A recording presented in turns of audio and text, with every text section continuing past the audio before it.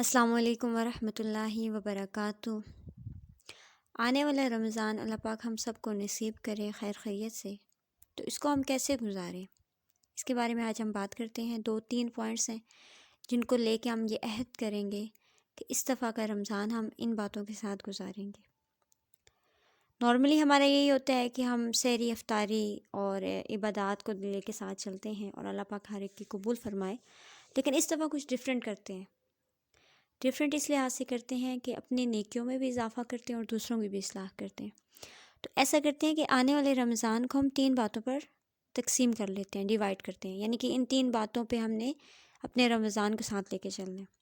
اس میں سے سب سے پہلی پوائنٹ ہوگا عبادات جو کہ ہماری فرسٹ پریورٹی ہوتی ہے، دوسرا ہوگا نیکیاں، اور تیسرا ہوگا دوسروں کی اصلاح۔ ان 3 باتوں کو ہم ساتھ لے کے چلیں گے تو انشاءاللہ العزیز پہلے کے رمضان کی نسبت یہ ہمارا کافی ڈیفرنٹ ہوگا۔ تو اب اگر ہم آتے ہیں پہلے پوائنٹ کی طرف، عبادات کی طرف، تو اس میں ہمیں کیا کیا کرنا چاہیے؟ سب سے پہلے تو روزہ اپنے خشوع و خضوع کے ساتھ، صاف نیت کے ساتھ رکھنا چاہیے۔ روزہ صرف بھوکا رہنے کا نام نہیں ہوتا، آنکھوں کا، دل کا، زبان کا، ہر چیز کا ہوتا ہے، اور اس میں ہمیں اپنے پولائٹ وے میں رہنا چاہیے، کیونکہ اکثر لوگ کہتے ہوتے ہیں روزے میں ہمیں غصہ آتا ہے، ہمارا بی پی ہائی ہوتا ہے، یہ وہ، تو ان چیزوں سے دریغ کرنی چاہیے، کیونکہ روزہ ہم کسی پہ احسان نہیں کرتے، وہ ہم اپنی عبادت کو پورا کرتے ہیں۔ جو روزہ کیا ہے؟ صرف اللہ کے لیے ہے۔ تو روزے کے ساتھ ساتھ ہمیں اللہ کا ذکر، اس کی عادت بنانی چاہیے۔ چلتے پھرتے سبحان اللہ، الحمدللہ، اللہ اکبر، سبحان اللہ وبحمدہ، سبحان اللہ عظیم، لا الہ الا اللہ، جو بھی آپ کو اذکار آتے ہیں، جب بھی یاد ہے آپ اپنے منہ سے پڑھ لیں۔ اس کے لیے ضروری نہیں آپ اسپیشل بیٹھ کے تسبیح لے کے پڑھیں، اپنے گھر کے کام کاج میں بھی آپ یہ ذکر کر سکتے ہیں۔ اس چیز کا آپ معمول بنائیں۔ دوسری چیز اس میں کیا آ جاتی ہے کہ توبہ، ہر حال میں چلتے پھرتے، نماز پڑھتے، دعا کرتے اللہ سے توبہ کریں، اللہ سے معافی مانگے اپنے گناہوں کی، اللہ سے یہ توفیق مانگے کہ مزید گناہ کرنے کی توفیق نہ دے ہمیں، جو ہم کر چکے ہیں اس کی ہمیں معافی عطا فرمائے۔ اور اس کے بعد اللہ پاک سے ساتھ یہ دعا مانگنی چاہیے، یہ اپنے پوائنٹ میں ضرور شامل کریں اپنی دعاؤں میں، جب آپ نماز کے بعد پڑھیں، تراویح کے بعد پڑھیں، نوافل کے بعد پڑھیں، کہ یا رب العالمین مجھے تو سیدھا راستہ دکھا۔ انسان اس قابل نہیں ہے کہ وہ اپنے لیے راستہ چن سکے، یا اسے نہیں پتہ ہوتا کہ اس کے حق میں کون سا راستہ بہتر ہے۔ تو اللہ سے یہی دعا مانگنی چاہیے کہ یا اللہ اپنے آپ کو میں نے تیرے سپرد کیا ہے، ٹھیک ہے، تو ہمیں تو ہی سیدھا راستہ دکھا، تو توفیق دینے والی رب کی ذات ہے۔ اور اس کے ساتھ ساتھ کیونکہ ہمیں نماز کی بھی پابندی کرنی چاہیے۔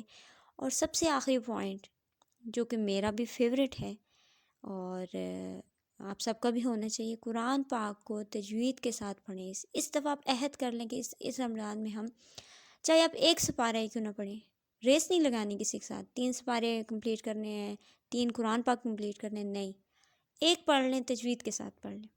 اگر آپ کو صحیح سے نہیں آتا، روز کی 3 آیات پڑھیں، 4 پڑھیں، 1 رکوع پڑھیں، صحیح آتا ہے 1 پارہ پڑھیں، لیکن پڑھیں تجوید کے ساتھ۔ اور اس کے ساتھ ساتھ کوشش کریں کہ جتنا پڑھتے ہیں اس کو سمجھیں، ترجمے کے ساتھ، تفسیر کے ساتھ، اور عمل کروانا اللہ پاک کی توفیق ہے، اور انسان اپنے رب سے مانگ سکتا ہے کہ اللہ ہمیں اس چیز پہ عمل کرنے کی توفیق عطا فرمائے۔ تو بہرحال یہ آ گئی ہماری عبادات کا پوائنٹ۔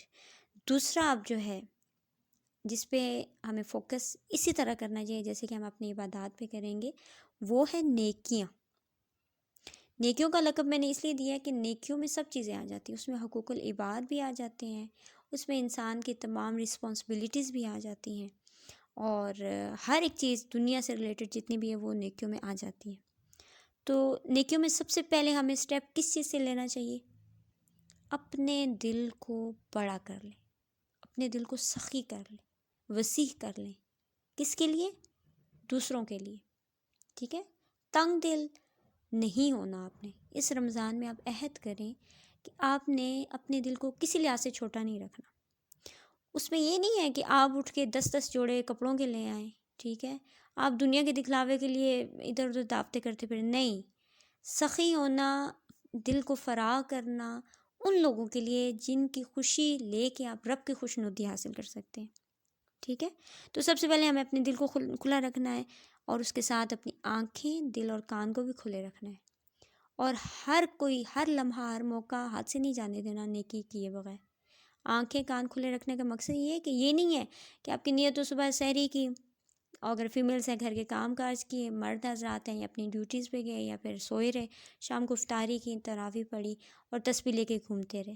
نہیں، ہم نے کچھ ڈیفرنٹ کرنا ہے، ہم نے دوسروں کو دیکھنا ہے۔ کسی چیز کی کمی تو نہیں ہے، کسی کو کوئی چیز ضرورت تو نہیں ہے، کوئی پریشان تو نہیں ہے، کوئی سفید پوش تو نہیں ہے۔ کیا پتہ ہم نے جو چیز پکائی ہے دوسروں کے گھر نہ پکی ہو۔ اس چیز کو کرنا ہے، تھوڑا سا مشکل لگے گا آپ کو، شیطان اس چیز میں ڈالے گا دراڑ تھوڑی سی، لیکن آپ نے اپنی ہمت اپنی ایمان کے ساتھ لے کے اس چیز کو آگے لے کے چلنا ہے، ٹھیک ہے؟ اور اس سے دوسروں کی چیزوں کا خیال کرنا ہے۔ اور اس کے ساتھ ساتھ دوسری پوائنٹ کہ صدقہ کثرت سے کرنا ہے۔ کثرت کا مقصد یہ بھی نہیں ہے کہ میں آپ سے کہوں کہ 2 لاکھ اٹھائیں اور دے دیں۔ جہاں کہیں بھی دیکھیں 5 روپے بھی اگر آپ کی توفیق ہے تو وہاں سے پیچھے ہی نہیں ہٹنا۔ دوسری جگہ 10 روپے کے تو وہاں پہ کر دیں، کسی لحاظ سے بھی۔ آپ نے کوئی ایسی فیملی ہے جہاں پہ آپ کو نظر آ رہا ہے تو وہاں 1 کلو کھجوریں لے کے ان کے گھر پہنچا دیں افطاری کے طور پہ۔ بس یہ چھوٹی چھوٹی چیزیں دیکھنی ہے، صدقہ کثرت سے کریں اور دکھلاوے کی نیت سے نہیں، صرف اپنے رب کی خوشنودی حاصل کرنے کے لیے۔ اور سب سے آخری پوائنٹ جو ہے وہ تو ہمیں نہ صرف رمضان میں بلکہ ہر حال میں اپنے ساتھ یہ چیز رکھنی چاہیے، دوسروں کی اصلاح کرنا۔ اور یقین جانیں جب آپ اس نیت کے ساتھ چل پڑتے ہیں نا کہ ہم نے دوسروں کی بھی اصلاح کرنی ہے، تو اللہ پاک آپ کو خود بخود توفیق دے دیتے کہ اپنی ذات کی بھی اصلاح کرو۔ کیونکہ جو اگر ہمارا ضمیر زندہ ہوتا ہے نا، وہ پھر ہمیں ٹوکتا ہے کہ دوسروں کو تو آپ کہتے پھرتے ہو کہ یہ کرو وہ کرو، خود کتنا کرتے ہو؟ وہ ہمیں آئینہ دکھاتے ہیں۔ تو اس ڈر سے انسان خود بھی وہ کام کرتا ہے جو وہ دوسروں کو کہتا ہے۔ تو اللہ پاک ہمیں ایسوں میں سے ہی کرے، کیونکہ قیامت والے دن کچھ ایسے لوگ ہوں گے جن کو عذاب دیا جائے گا کہ وہ دوسروں کو تو نیکی کی ترغیب دیتے تھے لیکن خود نہیں کرتے تھے۔ تو اللہ پاک ہمیں ایسے بندوں میں سے نہ کرے۔ دوسروں کی اصلاح میں بچے اور بڑے دونوں آ جاتے ہیں، اس میں آپ کی اپنی اولاد بھی آ جاتی ہے، اس میں آپ کی فیملیز کی اولاد بھی آتی ہے، اور اپنے ارد گرد اپنے پیارے اور اپنے بڑے آتے ہیں۔ تو دوسروں کی اصلاح آپ کیسے کر سکتے ہیں؟ بہت آسان ہے۔ پہلے 2 پوائنٹ جو میں نے پڑھے ہیں، اگر آپ ان پہ خود عمل کریں گے نا تو دوسرے دیکھیں گے اور وہ اس پہ عمل کریں گے۔ اگر ان کو فرض کریں نہ بھی سمجھ آئے، نہ بھی اتنا وہ فیل ہو، تو آپ خود ان کو بیٹھ کے اپنی اولاد کو بیٹھ کے بتا سکتے ہیں، بیٹا یہ جو آج میں کام کر رہا ہوں اس کا یہ فائدہ ہے، اس میں رب کی خوشی ہے۔ بڑے ہیں تو ان سے کہیں ایسا ہمیں کرنا چاہیے، یہ نہ کہیں انہیں کہ آپ کو یوں کرنا چاہیے، نہیں، ایسا ہمیں کرنا چاہیے۔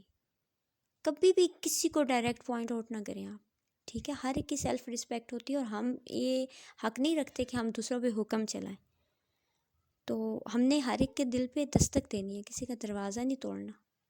تو دستک دینے سے ہی دل کے اندر انسان اللہ کا بھی ہاں اپنا جگہ بنا لیتا ہے اور دوسروں کے دلوں میں بھی۔ تو اس لحاظ سے یہ 3 باتیں ان کو لے کے اپنے رمضان کا آغاز کیجیے گا۔ عبادات، ان میں کیا کیا کرنا ہے، نیکیوں میں کیا کرنا ہے، اور یہ چیزیں جو آپ ان کا امپلیمنٹ کریں گے تو اپنی اولاد کو بھی یہ چیز سکھانی ہے اور اپنے ارد گرد لوگوں کو بھی۔ اس میں یہ نہیں ہے کہ آپ کسی کو صدقہ دے رہے ہیں دوسروں کو پکڑ کے لے آئیں، جی دیکھیں میں صدقہ دے رہا ہوں آپ کو بھی دے رہا ہوں، نہیں، نہایت ہی غلط پہ ہے یہ۔ آپ ان سے کہیں فلانا بندے ہمیں اس کی مدد کرنی چاہیے، بے شک آپ اندر سے اس کی مدد کر دیں، لیکن دوسروں کو یہ شو کریں کہ ہمیں مدد کرنی چاہیے۔ تو شاید ہر ایک کے دل میں اللہ کا ایمان ہے، ہر ایک کے دل میں اللہ بستا ہے، بس وہ دھول تھوڑی سی ہمیں صاف کرنی ہے۔ اللہ پاک مجھے اور آپ کو آنے والا رمضان ایسا دے کہ ہمارے پہلے کے تمام گناہ معاف ہو جائیں، اور آنے والی زندگی جتنی بھی ہے ہماری، اس میں اللہ پاک ہمیں اپنا ایسا پیارا بندہ بنا لے کہ گناہوں سے ہم دور ہو جائیں، اور ہماری عبادات کو، ہمارے نیک اعمال کو قبول فرمائیں، اور برے عملوں سے، بری باتوں سے، دکھلاوے سے اللہ پاک ہمیں بچائیں، اور ہماری نیتوں کو صاف رکھیں، کیونکہ عملوں کا تمام دار و مدار ہماری نیتوں پر ہے۔ السلام علیکم ورحمۃ اللہ وبرکاتہ۔